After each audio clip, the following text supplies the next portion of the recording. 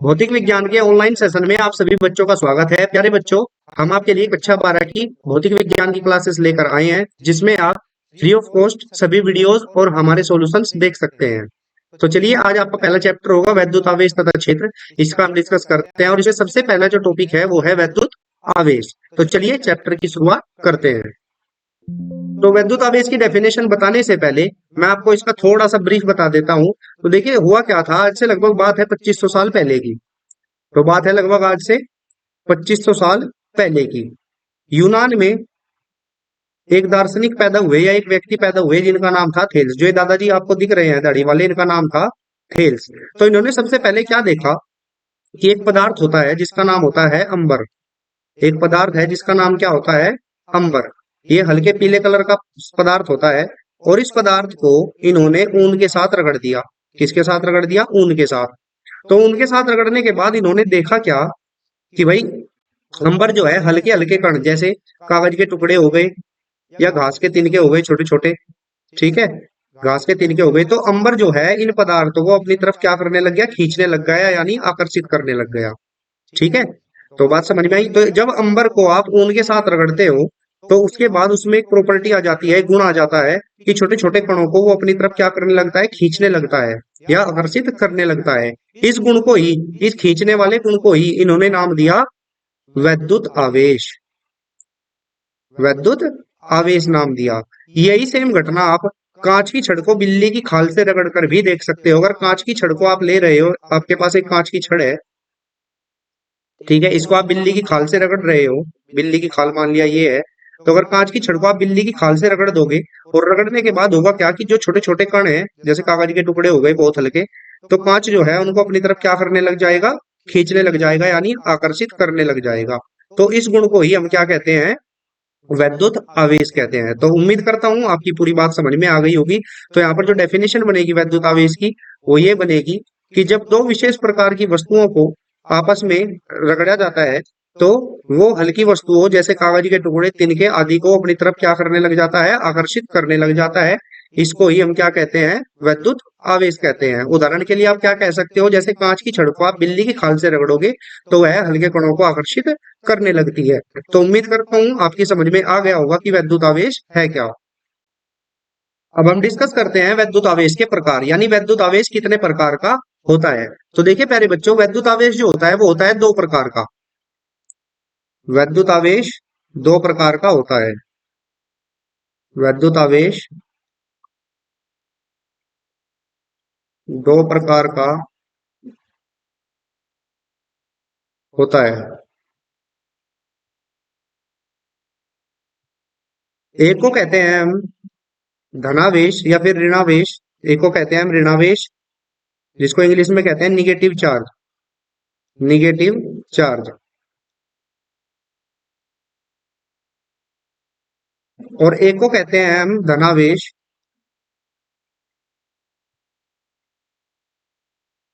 English में इसको बोलते हैं पॉजिटिव चार्ज। तो सीधी सी बात है, आवेश जो है यहाँ पर आपके पास दो प्रकार का होता है। एक होता है ऋणावेश और एक होता है धनावेश। तो ध्यान से समझिए, ऋणावेश को हम माइनस साइन लगाकर रिप्रेजेंट करते हैं और धनावेश को हम पॉजिटिव साइन यानी प्लस का साइन लगाकर रिप्रेजेंट करते हैं। ठीक है, कभी कभी निगेटिव जो ऋणावेश है इसको हम ऐसे भी लिख लेते हैं, निगेटिव ऐसे करके भी दर्शा देते हैं, और धनावेश को हम कभी कभी ऐसे प्लस लगाकर वीई लिखकर भी दर्शा देते हैं। तो इससे घबराने वाली जरूरत नहीं है, ये तो सिर्फ एक नोटेशन है, दर्शाने का तरीका है। ठीक है, थोड़ा सा बात समझिए कि किसी वस्तु पर धनावेश कब होगा और ऋणावेश कब होगा, यानी धनावेश कब आएगा और ऋणावेश कब आएगा, इस बात को आप थोड़ा सा यहाँ पर समझ लीजिए। तो देखिए, इसको समझने के लिए मैं आपको बताता हूं। आपको पता ही होगा कि हर वस्तु या हर पदार्थ छोटे छोटे परमाणुओं से मिलकर बना होता है। छोटे छोटे परमाणुओं से मिलकर बना होता है। एक मिनट, कोई भी पदार्थ ले लो आप, वो छोटे छोटे पहले तो अणुओं से मिलकर बनेगा। अणु किससे मिलकर बनेंगे? परमाणुओं से। जैसे मैं कह दूं कि अणु किससे मिलकर बनते हैं? परमाणुओं से। और परमाणु जो होता है, कोई भी परमाणु है उसके अंदर जो होता है, सबसे अंदर वाला जो भाग होता है उसको बोलते हैं हम नाभिक। परमाणु की स्ट्रक्चर बता रहा हूं मैं, थोड़ी सी संरचना बता रहा हूं। इसके अंदर होता है एक नाभिक, ठीक है, बिल्कुल केंद्र में। और इसके अंदर जो है प्रोटॉन, जिनको हम प्रोटॉन कहते हैं। आपको पता ही होगा कोई भी एटम जो है उसके तीन भाग माने जाते हैं, इलेक्ट्रॉन, प्रोटॉन और न्यूट्रॉन। ठीक है, जो मूल कण है वो तीन प्रकार के माने जाते हैं, इलेक्ट्रॉन, प्रोटॉन और न्यूट्रॉन। तो सबसे पहले ध्यान से समझिए, सबसे पहले जो परमाणु होगा उसके अंदर यानी बीचों बीच उसके सेंटर में, जैसे सूरज होता है सोलर सिस्टम में हमारे बिल्कुल सेंटर में, ऐसे ही नाभिक होता है बिल्कुल सेंटर में, जिसके अंदर होते हैं प्रोटॉन और न्यूट्रॉन। या मैं थोड़ा सा इसको हटा देता हूँ, उसके अंदर होते हैं प्रोटॉन, P4 प्रोटॉन और N4 न्यूट्रॉन, जिसके अंदर प्रोटॉन और न्यूट्रॉन होते हैं। आपको पता भी होगा प्रोटॉन और न्यूट्रॉन को अगर आप ऐड कर दो, इनकी संख्या जो होगी उसको हम द्रव्यमान संख्या भी कहते हैं। आपको केमिस्ट्री में इस बात को पढ़ाया जाता होगा। ठीक है, और इस नाभिक के चारों ओर अलग अलग कक्षाओं में, जैसे एक कक्षा ये हो गई, एक कक्षा ये हो गई, ठीक है, और एक कक्षा और मान लेता हूं, क्या घूमते रहते हैं, इलेक्ट्रॉन घूमते रहते हैं। ठीक है, अलग अलग कक्षाओं में इलेक्ट्रॉन घूमते रहते हैं। आपको पता भी होगा जब आप इलेक्ट्रॉनिक विन्यास करते हो तो पहली कक्षा में 2 इलेक्ट्रॉन, ठीक है, उससे अगली कक्षा में हम 8 इलेक्ट्रॉन मान लेते हैं, तो ये इलेक्ट्रॉनिक विन्यास करना भी हो गया। तो कहने का मतलब ये है कि नाभिक के चारों ओर कक्षाओं में, अलग अलग कक्षाओं में इलेक्ट्रॉन क्या करते रहते हैं, घूमते रहते हैं। ठीक है, अब ये बात ध्यान से समझने की है कि जो प्रोटॉन और न्यूट्रॉन है वो नाभिक के अंदर ही रहेंगे और जो इलेक्ट्रॉन है वो चारों तरफ घूमते रहेंगे। यानी कहने का मतलब ये है, जैसे सोलर सिस्टम में या सौर परिवार में सूरज बिल्कुल सेंटर में रहता है और चारों तरफ अलग अलग कक्षाओं में अलग अलग ग्रह चक्कर काटते रहते हैं, कुछ उसी तरीके की स्टोरी यहाँ पर भी है। ठीक है, तो देखिए अब होता क्या है, फिलहाल आप यहाँ पर मोटी मोटी बात समझ लीजिए। अगर कभी भी किसी परमाणु उसके अंदर से, जैसे आपके यहाँ पर एक परमाणु हो गया, इसके अंदर से कोई इलेक्ट्रॉन निकल जाएगा, इसके अंदर से क्या निकल गया, कोई इलेक्ट्रॉन निकलकर बाहर चला गया, ठीक है, या किसी दूसरी वस्तु में चला गया। ठीक है, एक इलेक्ट्रॉन निकलकर किसी दूसरी वस्तु में चला गया। तो जब इलेक्ट्रॉन कभी भी किसी वस्तु से निकलता है तो उस पर आता है पॉजिटिव चार्ज, उसको हम कहते हैं धनावेश। ठीक है, या बाय द वे ऐसा हो जाए किसी दूसरी वस्तु से इलेक्ट्रॉन जो है निकलकर वो इस वस्तु में आ गया, ठीक है, तो जब इलेक्ट्रॉन आता है तो तब कहलाएगा निगेटिव चार्ज, यानी तब आएगा उस वस्तु पर निगेटिव चार्ज। तो मोटा मोटा यहाँ पर एक बात समझ लीजिए, इलेक्ट्रॉन अगर किसी वस्तु पर इलेक्ट्रॉन कहीं बाहर से आ जाते हैं तो उस वस्तु को कहा जाता है कि उस पर ऋणावेश है। ठीक है, अगर किसी वस्तु में से इलेक्ट्रॉन निकल जाते हैं तो हम कहते हैं उस कंडीशन में कि उस वस्तु पर धनावेश है। तो कहने का मतलब ये है, पूरी बात की जो कंक्लूजन निकल कर आता है वो ये निकल कर आता है कि किसी वस्तु पर अगर इलेक्ट्रॉन ज्यादा होंगे, ठीक है, इलेक्ट्रॉन ज्यादा कब होंगे, जब बाहर से आएंगे, ठीक है, तो उस वस्तु पर ऋणावेश होगा।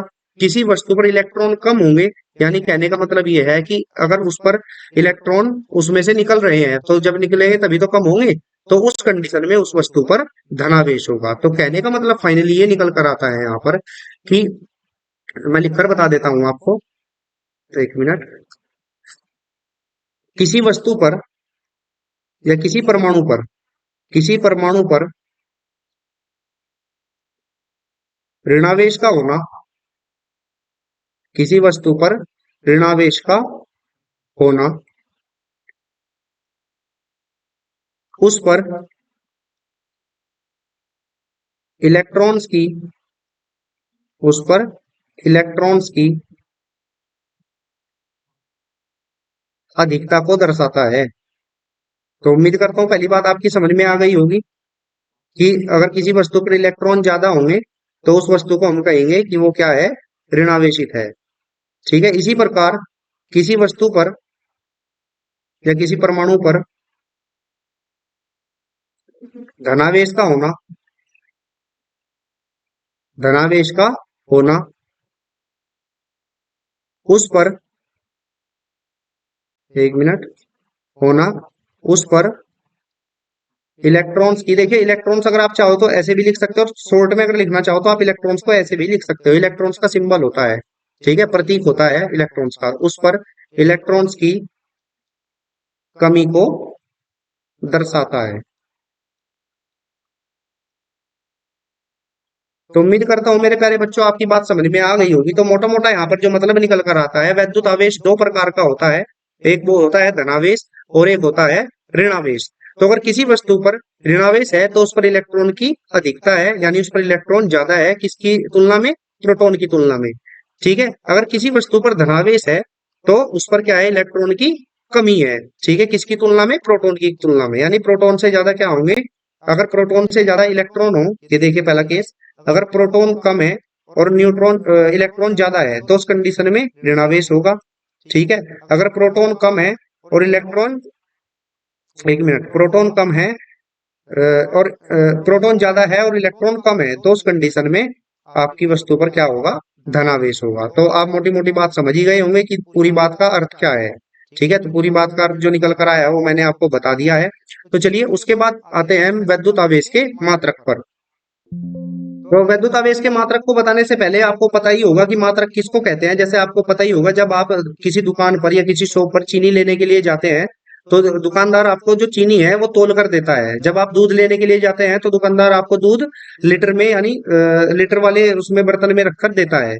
ऐसे ही आप अगर डॉक्टर के पास जाओगे, बुखार अगर आपको हो गया उसको चेक करवाने के लिए तो आपको थर्मामीटर लगाकर चेक करता है। तो कहने का मतलब ये है कि हर वस्तुओं का, ठीक है, या हर भौतिक राशि का एक अलग अलग मात्रक होता है। जैसे चीनी का मात्रक किलोग्राम में होता है क्योंकि किलोग्राम में नापा जाता है। ठीक है, दूध हो गया उसका मात्रक लीटर में होगा। अगर आपको कोई दूरी चेक करनी पड़ गई या दूरी तय करनी पड़ गई तो उसका मात्रक किलोमीटर में होता है। ठीक है, ऐसे ही जो वैद्युत आवेश है आपका, उसका जो मात्रक है, उसके मात्रक का जो नाम है प्यारे बच्चों, वो कुलाम होता है। अब ये कुलाम क्या है इसके बारे में भी मैं थोड़ा सा बताता हूँ। और कुलाम जो है, क्योंकि हम ज्यादातर जो है सभी चीजें वो एसआई पद्धति में पढ़ते हैं, स्टैंडर्ड इंटरनेशनल या फिर एमकेएस पद्धति में, एमकेएस से पत्ती भी बोल देते हैं इसको, एमकेएस बोलते हैं वैसे तो शॉर्ट में। जब आप 10वीं तक पढ़ते हो तो इसको एमकेएस बोलते हैं। ठीक है, लेकिन उसके बाद इसको एमकेएस से बोला जाता है। इसका मतलब है, एम का मतलब हो गया यहाँ पर मीटर, के का मतलब हो गया यहाँ पर किलोग्राम, एस का मतलब हो गया सेकंड और ए का मतलब हो गया एम्पियर। यानी दूरी को आप मीटर में नापते हो। ठीक है, और भार को आप या द्रव्यमान को आप किलोग्राम में नापते हो। ठीक है, समय को आप सेकंड में नापते हो। ठीक है, और वैद्युत धारा को आप एम्पियर में नापते हो। इसका ये मतलब होता है एम के एस से का, मीटर, किलोग्राम, सेकंड और एम्पियर। ठीक है, तो अगर इस पद्धति की बात करूं तो इस पद्धति में जो आपका वैद्युत आवेश होता है उसका मात्रक होता है प्यारे बच्चों कुलाम।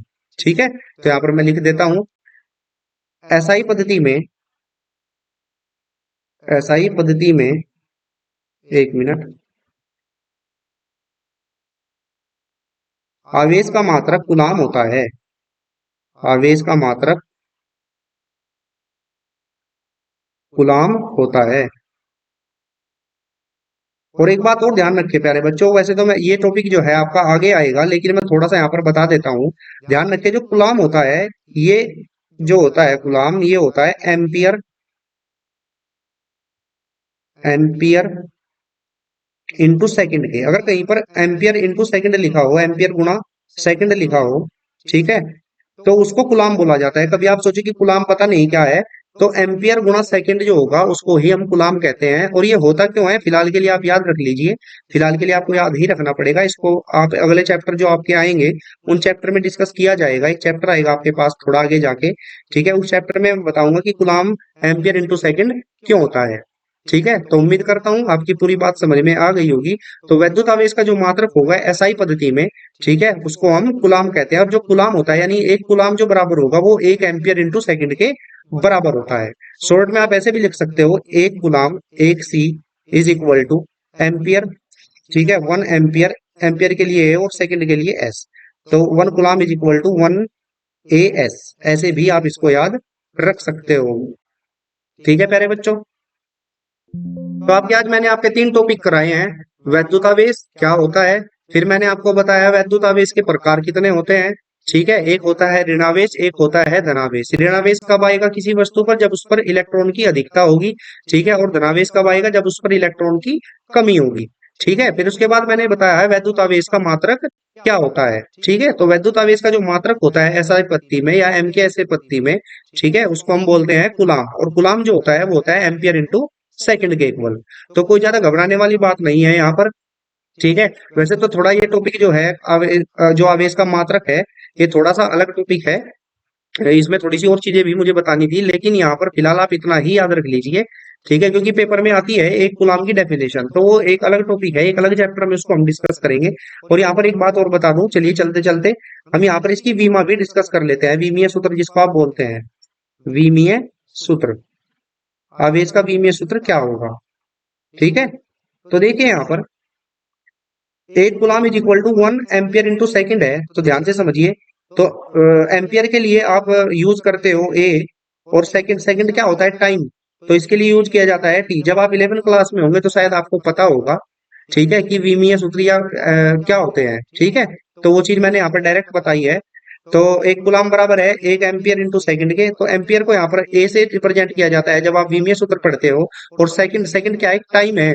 सेकंड क्या होता है, टाइम होता है। तो टाइम के लिए टी यूज किया जाता है। तो इसका जो विमीय सूत्र बनेगा वो बनेगा ए इंटू टी, या A T. A into T नहीं बोला जाता, ए टी। तो कहने का मतलब ये है, विद्युत आवेश का आपको मात्रक भी पता लग गया और विमीय सूत्र भी आपको इसका पता लग गया। ठीक है, तो आज के सेशन में इतना ही। मिलते हैं आपको जल्दी ही अपनी नेक्स्ट वीडियो में। तब तक के लिए आप पढ़ते रहिए।